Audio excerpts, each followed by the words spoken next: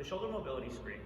So it's important that we do this in two orientations. The first one is going to be facing 90 degrees away from the camera, and the next one is going to be facing directly away from the camera. Okay, so what we're going to do here is I'm going to show you the setup. We put our feet together, thumbs inside of our hands, and we close the fist. So it's important that as I do the movement, we're going to simultaneously move this arm up and over, and this arm back and behind. So I'm going to go up and over, back and behind, and then I just plant. Okay, we're not crawling the hands to try to get closer. Okay, the next thing is we also don't want to extend the hips, okay, and we don't want to push our head forward. We want to stay as rigid as possible as we can. So this is what it's going to look like. Feet together, close the fingers inside the hands. All right, nice and tall, reach, and hold. Okay, we'll do that again at the 90 degrees. So again, nice and tall, reach and hold. Okay. A second test that we're going to have here is going to be the straight arm shoulder flexion test. So here I want to do this facing 90 degrees away from the camera. I want to keep my rib cage down here, so I'm just going to put my hand here just to make sure I have some sort of feedback in case I start to extend. We don't want that. As soon as we start to extend, the test is over. So nice and tall, rib cage down, and I'm going to bring my arm straight up and hold. Notice how the elbow does not bend as I get to the top. Notice how I don't poke my head forward. We want to stay nice and tall and maintain posture as just the shoulder joint moves up and over. The impingement clearing test, all we're going to do is we're going to put our palm flat onto our shoulder here, okay, and lift our elbow up as high as we can.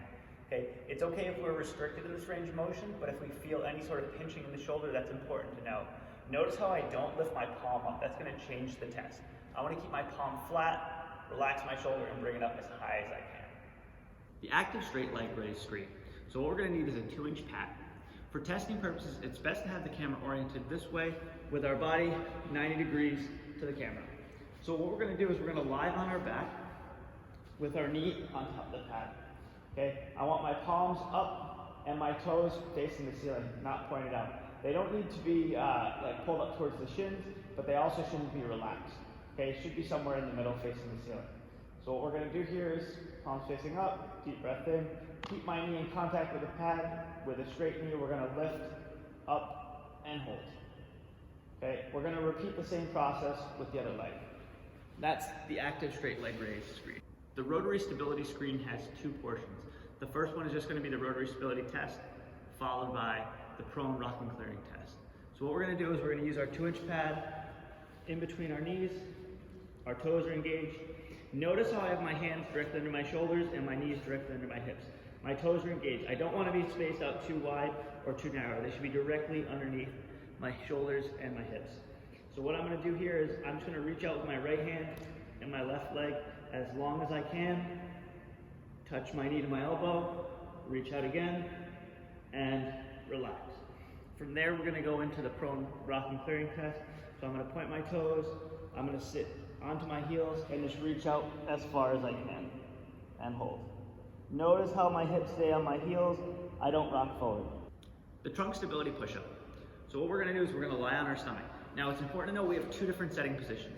So for males, we start with the hands, thumbs level with the eyebrows. If that's too difficult, we'll bring it down to the chin. This area is the starting position for females. So for females, if you can't do the push-up from here, we're going to do it at the level of the clavicle.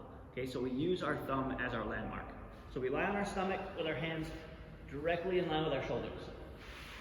Once we're there, we're going to pull them down to that landmark, point my toes, lift the knees, lift the elbows, 3, 2, 1, up. From there, we're going to go into our clearing test.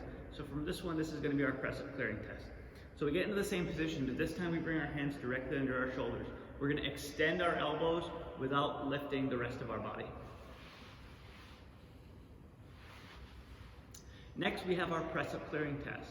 So from here, we're going to start in the same position, but we're going to bring our hands to the levels of the shoulders. From there, we just extend our elbows.